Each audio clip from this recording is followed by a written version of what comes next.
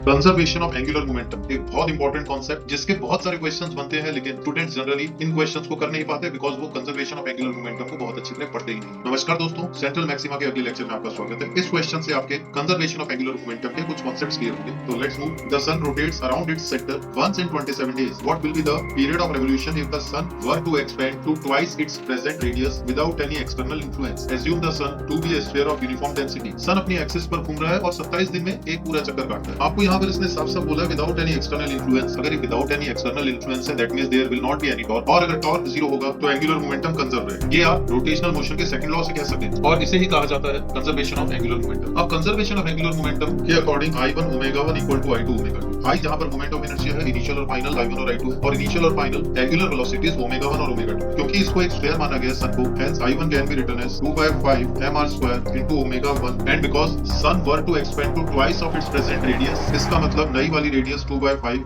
r की जगह 2r हो जाएगी इनटू ओमेगा 2। बाकी सब कैंसिल आउट होगा। ओमेगा 1 इक्वल टू 4 ओमेगा 2, और ओमेगा टाइम पीरियड की टर्म्स में 2π/t लिखा जा सकता है। सो हम इसको आगे अगर लेकर जाएंगे, omega 1 will be written as 2π/t1 और ओमेगा 2 को लिखा जाएगा 2π/t2। यहाँ से क्लियरली हमें समझ में आ रहा है t2 इक्वल टू 4t1, और क्योंकि t1 आपको 27 दिन दिया हुआ है इसलिए t2 equal to 4 into 27 which is equal to 108। Answer है 108 दिन। बहुत क्लासिक एग्जांपल, बहुत बार पूछा जाने वाला क्वेश्चन, कभी सन के लिए कभी अर्थ के लिए पूछ लिया जाता है। आई होप आपको ये क्लियर होगा। तो जान लगा के काम कीजिए। ऐसे और कॉन्सेप्ट्स और क्वेश्चंस के लिए प्लीज लाइक कीजिए, शेयर कीजिए, सब्सक्राइब कीजिए हमारे चैनल द सेंट्रल मैक्सिमा को। जान लगाकर मेहनत कीजिए। जय हिंद, मिलते हैं अगले लेक्चर।